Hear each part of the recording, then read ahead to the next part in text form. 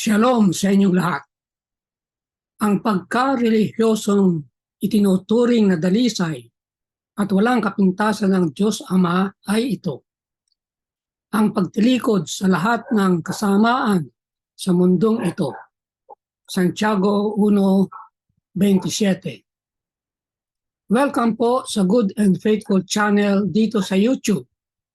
Dalahin kong maging pagpapala sa iyo ito tuwing ikaw ay magbubukas at manunood.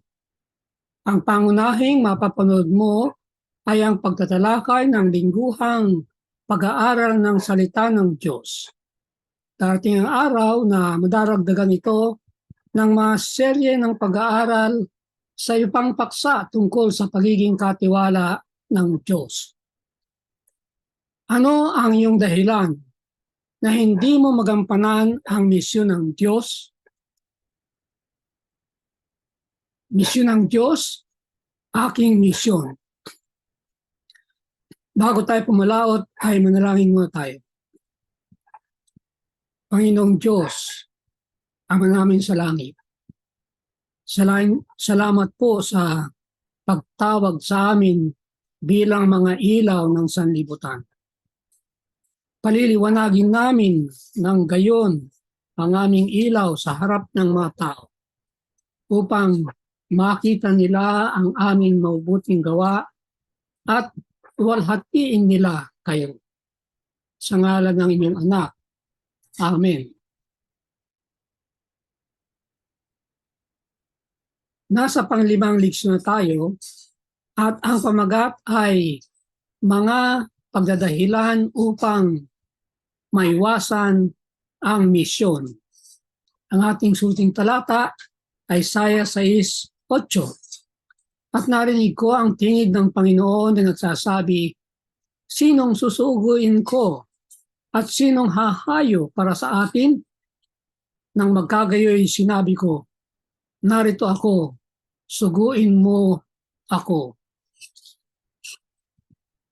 Manimulang salita. Hindi lahat ng tinawag sa misyon ay kasing kasang-ayon gaya ni Abraham. Si Jonas ay isang halimbawa.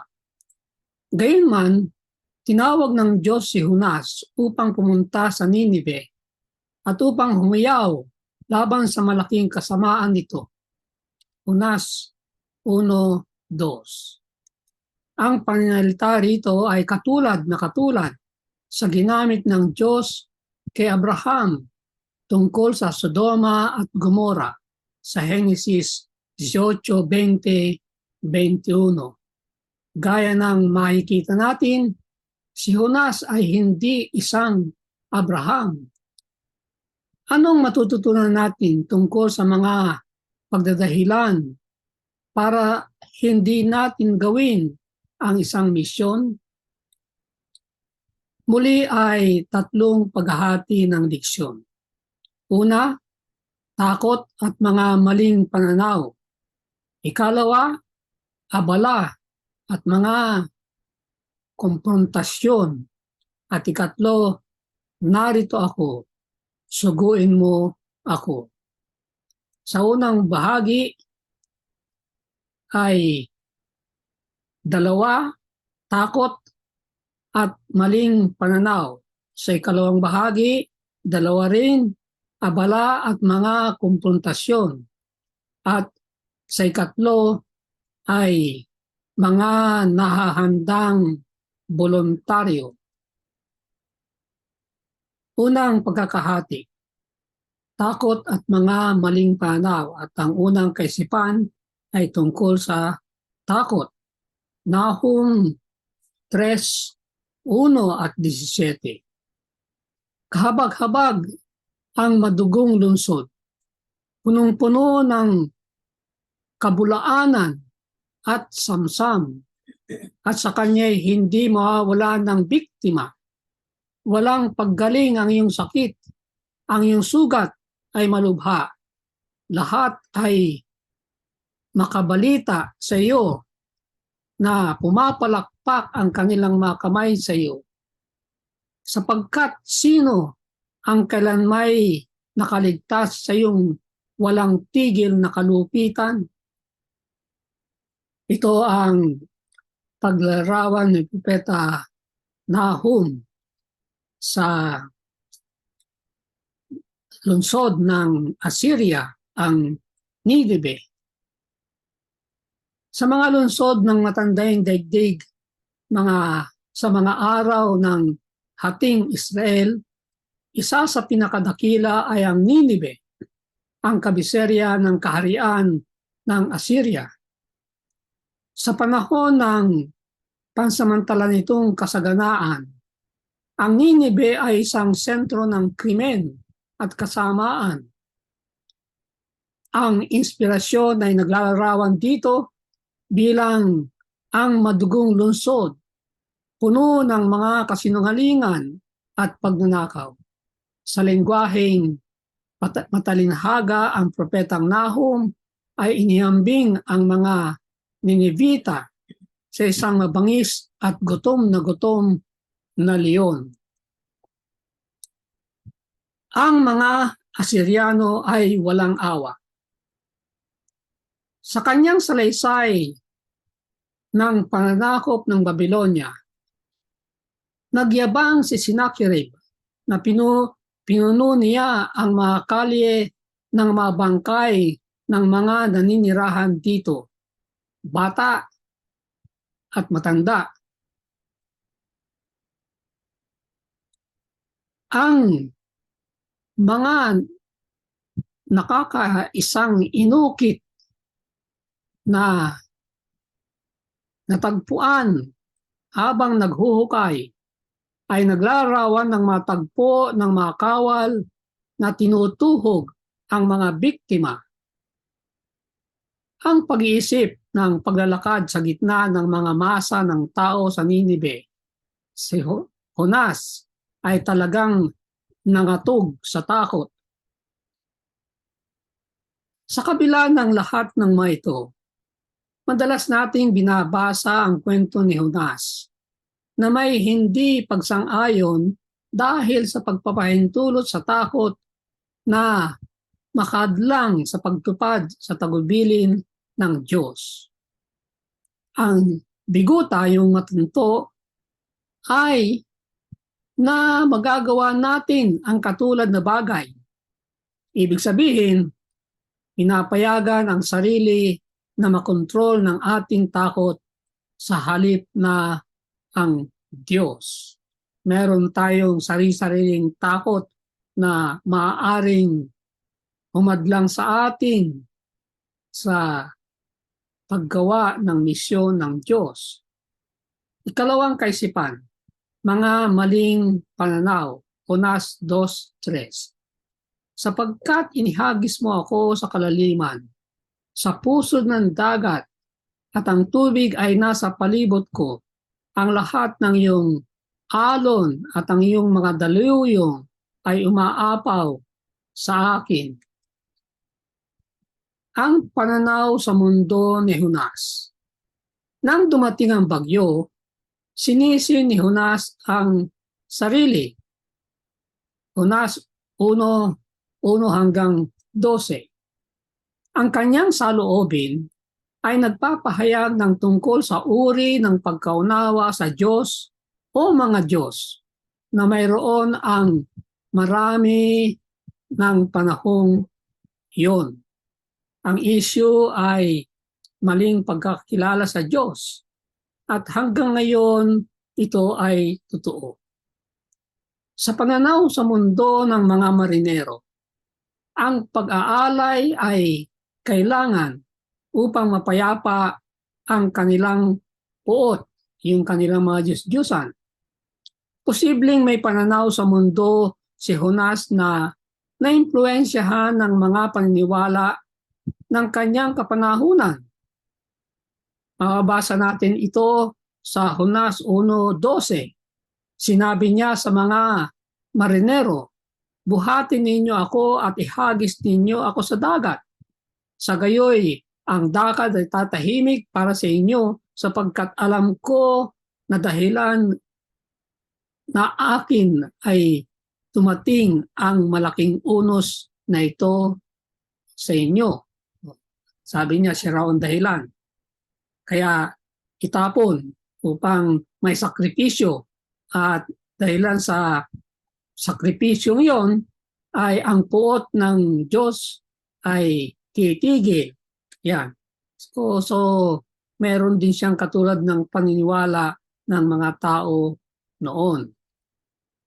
Bagamat si Jonas ay tumakas mula sa teritoryong ang mga taong ay nagsasabing si Jehovah ang kanilang Diyos, naalaman niya kahit nang naglalakbay siya sa banyagang kultura, si Jehovah pa rin ang kataas-taasan.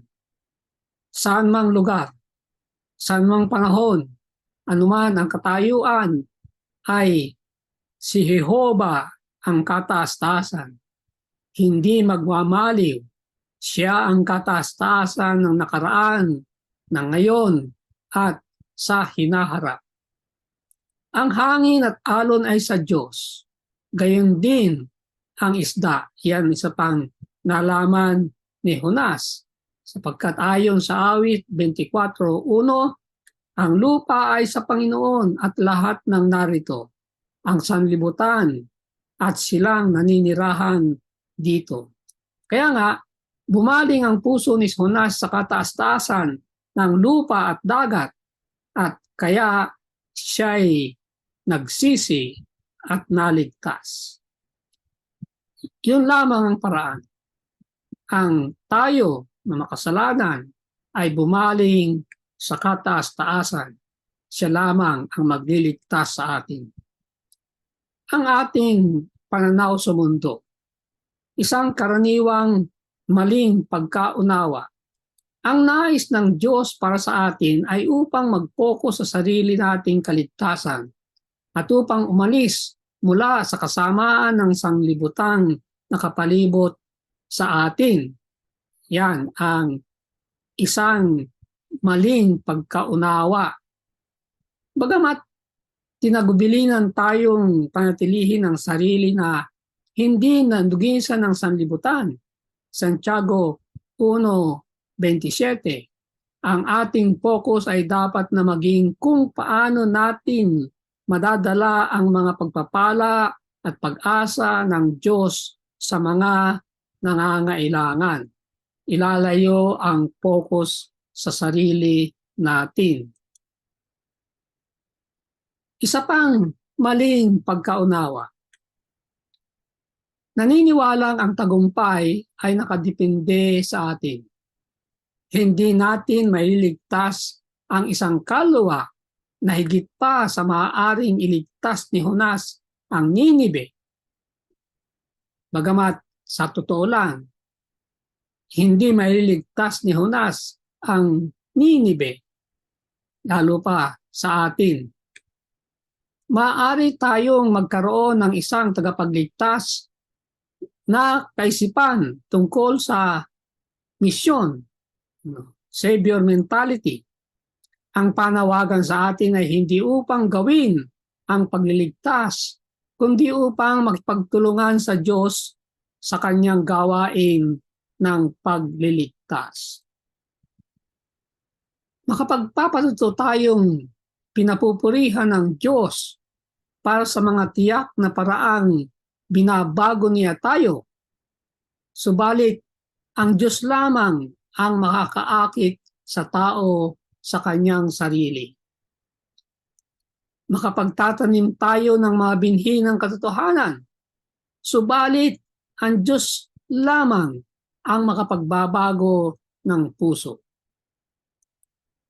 Madalas tayong malito sa ating papel at sa papel ng Diyos na sapat na gawing dahilan para hindi makasaksi. Yung kalituhan ng ating papel ang pipigil sa atin ng tamang pagsaksi. Oo, ginamit ng Diyos si Jonas, pero ang Diyos lamang, hindi si Jonas, ang nagpapabalik sa Ninive. Ikalawang pagkakahati, abala at mga kumprontasyon at ang unang kaisipan ay tungkol sa pagiging abala. Unas 2:2-5. Tinawagan ko ang Panginoon mula sa aking pagdadalamhati. Mula sa tiyan ng Sion, ako'y sumigaw at iyong dininig ang aking tinig. Sapagkat inihagis mo ako sa kalaliman ng pusod ng dagat at ang tubig ay nasa palibot ko. Ang lahat ng iyong alon at iyong daluyong ay umaapaw sa akin. Kinukulong ako ng tubig sa palibot, ang kalaliman ay nasa palibot ko, ang mga damong dagat ay bumalot sa aking ulo. Mga pagsasakripisyong may pag-atubili. Maraming dinanas si Jonas upang magawa ang ayaw niyang gawin. Napakilos ang mga Ninivita upang magsisi. Ang Diyos ay naluwalhati. Ang misyon ng Diyos ay naisulong sa mga balikat nung nahandang magsakripisyo kahit kapag nag-aatubili. Ang ating mga inahalagahan ay dapat magbigay daan sa prioridad ng Diyos para sa nawaglit. Gaya ni Jonas, tayo kung minsan ay nagkikimkim ng masasamang palagay na humahadlang sa atin sa pag-abot sa isang tao o grupo. Ang misyon ay nangangailangan din ng panahon at sigla ng emosyon. Ang pamumuhunan sa buhay ng iba ay tunay na pagmamalasakit para sa kanila ay maaaring madaling nakakapagod. Sa isang panahon kapag tayo nai-stress sa sariling buhay at problema, ay pagbibigay ng suportang emosyonal sa tila ba sobrang nakakapagod. Ang pagiging kasangkot sa isang misyon ay madalas na nangangailangang baguhin natin ang ating saloobin tungkol sa pera at paggamit nito. Maging nakaugnay sa pagbibigay ng pangangalaga para sa tao, may sakit, at mga nangangailangan ng emergency, pamimili ng mga basahin at mga gamit sa pag-abot, o pagbabayad sa mga paglilingkod o kaginhawaan upang magkaroon ng panahon para sa gawain ng misyon. May guguling kaugnay sa misyon. Kaya nga, napakahalaga ang mga ikaput handog. Yan ang dinisenyo ng Diyos na panustos ng kanyang gawain sa lupa nang tumakbo ang iglesia at makagawa. Bagamat ganon, ay dapat ang katiwala ay nahahandang gumastos ng higit pa. Hindi yung naibigay na ang bahagi niya sa ikaput handog. Hindi. Kapag may nangangailangan sa palibot niya, mga tao, mga grupo ng tao, o pangangailangan ng gawain, ay nahanda siyang kumuha pa sa mga hawak niyang pananalapi para sa gawain ito. Ito marahil ang malaking kadahilanan na bawat Kristiyano ay isagawa ang prinsipyo ng tinatawag na ikalawang ikapu. Ano man ang formang kakailanganin, ang gawain ng misyon ay humihingi ng sakripisyo. Ang mabuting balita ay nasa kabila ng kakulangan ni Jonas, buong kapangyarihang gumawa ang Diyos sa pagdadala sa mga taga-Ninive upang magsisi. Tandaan natin, mga kapatid, na ito'y gawain ng Diyos, responsibilidad ng Diyos Hindi siya papayag na mahadlangan ito ng sinumang tao. Nakakalungkot, hindi nakabahagi si Jonas sa pagpapala ng kagalakan ng langit, ang kagalakan ng tunay na paglilingkod. Ang kagalakan na makita ang mga tao na nagbabalik loob sa Diyos. Yan ang nakalulungkot, wala siyang bahagi sa gayon. Ikalawang kaisipan, mga komprontasyon. Jonas 4:10 at 11. Pagkatapos ay sinabi niya, kaya't sinabi ng Panginoon, ikaw ay nang hinayang sa halaman na hindi mo pinagpaguran o pinatubo man. Ito ay tumubo sa isang gabi at nawala sa isang gabi. Hindi ba ako manghihinayang sa Ninibe, sa malaking lungsod na iyon na may mahigit na 120,000 katao na hindi nalalaman kung alin ng kanilang mga kamay ang kanan o ang kaliwa? Sa pamagitan ng karanasan, O Panginoon, di ba ito ang aking sinabi nang ako'y nasa aking bayan pa? Para sinabi, sabi ko na nga eh. Yun ang madalas na makikita natin, maririnig natin. Yun ang sabi ni Jonas, sabi ko na eh. Yan.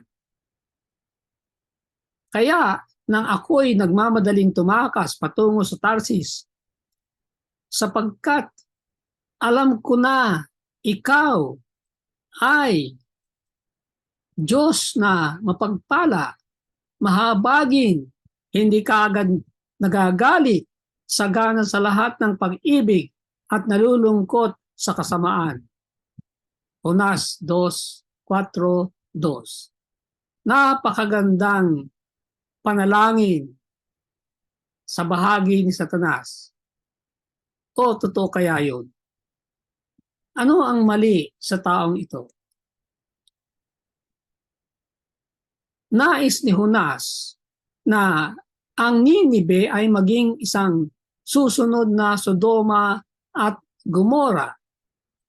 Gayon na lamang kalalim ang puot ni Jonas para sa tao na nadama niyang mas mabuti pang siya'y mamatay kaysa mapahiya kapag ang kanyang pangangaral ng araw ng paghukom ay mabigo.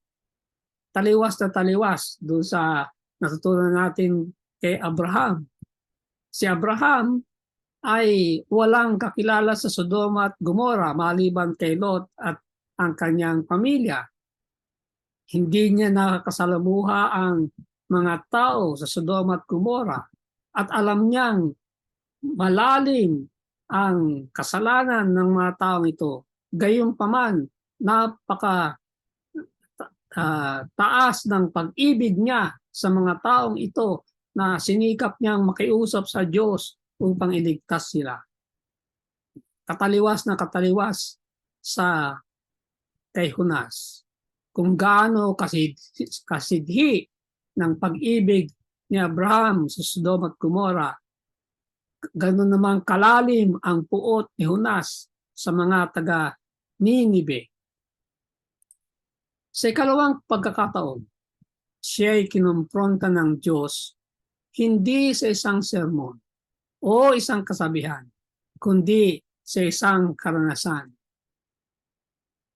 Ang mga pananaw sa mundo ay madalas na nabubuo at nababago base sa karanasan sa buhay at paano ang mga ito'y binibigyang kahulugan o ipinaliliwanag.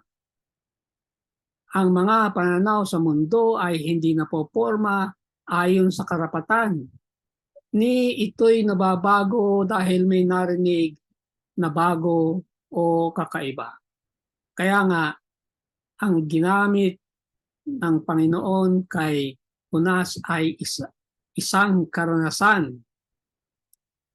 Ginawa ng Diyos ang isang halaman na mahimalang lumaki ng sapat sa isang araw upang magbigay ng sapat na lilin, upang kanlungan ni Jonas mula sa nakasusunog na araw. Ang bagong karanasang ibinigay ng Diyos ay upang tulungan si Jonas na makilala ang sarili niyang pangit na pananaw sa mundo. Siya ay nagpapasalamat hindi sa Diyos na gumawa ng himala, kundi sa halaman. Nakita niya ito bilang isang marapat at karapat-dapat na pagpapala sa sumusunod sa kanyang mabuting gawa.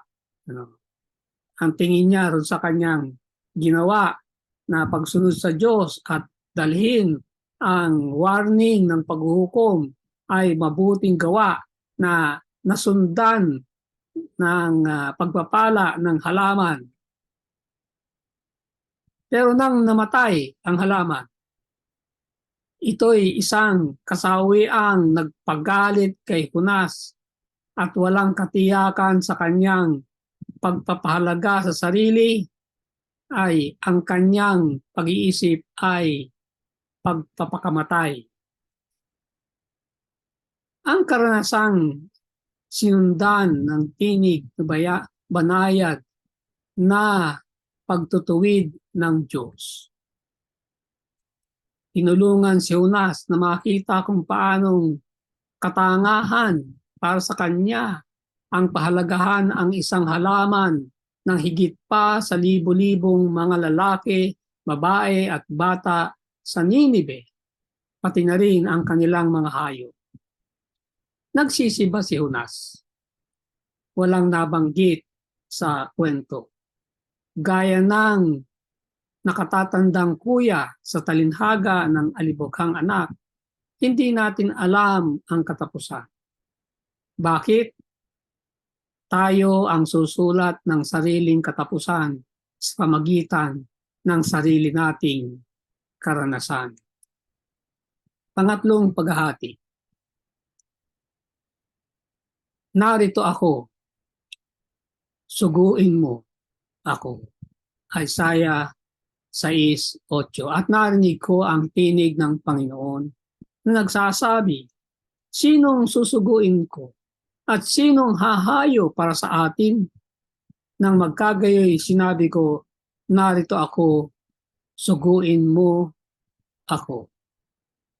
Nakatutuwang mapuna na nang nagtanong ang Panginoong Diyos, meron siyang mga kausap. And who will go for us? Bumabalik tayo sa Henesis na nang lalangin ng Diyos ang tao, nag-uusap din ang tatluhan. Gayon din dito, pagdating sa misyon ng Diyos, ang tatluhan ay may kanya-kanyang gawain at nagtatanungan sila, sino ang isusugo natin? At nang magkagayoy, sumagot si Isaiah, narito ako, suguin mo ako. Mga nahandang voluntaryo, ang katotohanan ang Diyos ay may liligtas ang mga taga-Ninive sa kabila ng mahinang saksi ni Jonas ay isang ganap na paalala na ang ating papel ay maging isang padaluyan lamang para sa Diyos, na siya lamang ang maaaring maghatol at magpabago sa mga puso. Ito'y isang paalala na ang Diyos ay naghahangad lamang sa mga nahahanda at mapagpakumbabang mga mensahero na susundin ang kanyang direksyon. Naroon ang panawagan. Sasagutin natin ang panawagang iyon sa pamagitan ng pagsuko sa kanyang pangunguna, pakikinig upang marinig ang kanyang tinig, at pagkatapos ay piliing sundin ang anumang sasabihin niya sa atin. Ang kwento ni Jonas ay naghahayag din ng pag-ibig ng Diyos para sa tao na nabubuhay kung saan ang kanyang pag-ibig ay hindi nadarama at ang kanyang tinig ay hindi naririnig. Kaya kinakailangan talaga ang mga mensahero sa mga taong ito. Siya ay may awa sa milyong-milyong naninirahan sa mga lungsod ngayon, kung saan ang patuloy na ingay ay nagpapahirap na magsitigil at nakikinig. Kailangan ng Diyos ang mga mensaherong naghahandang dalhin ang kanyang pabalita ng pag-asa sa mga nalulula sa paging abala at kapangitan ng buhay. Narinig ni Esaias ang isang tinig ng sasabing, "Sino ang hahayo?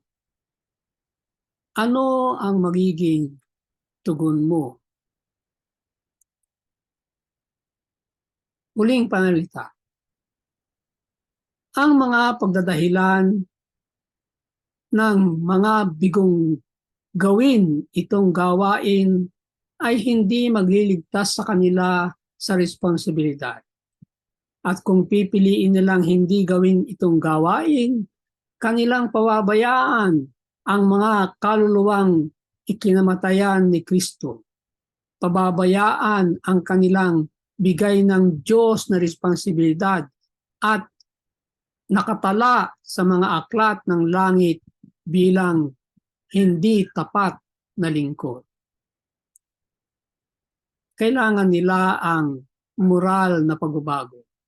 At pagkatapos ay makikita nila na hindi nila dinala ang pasanin ng gawain.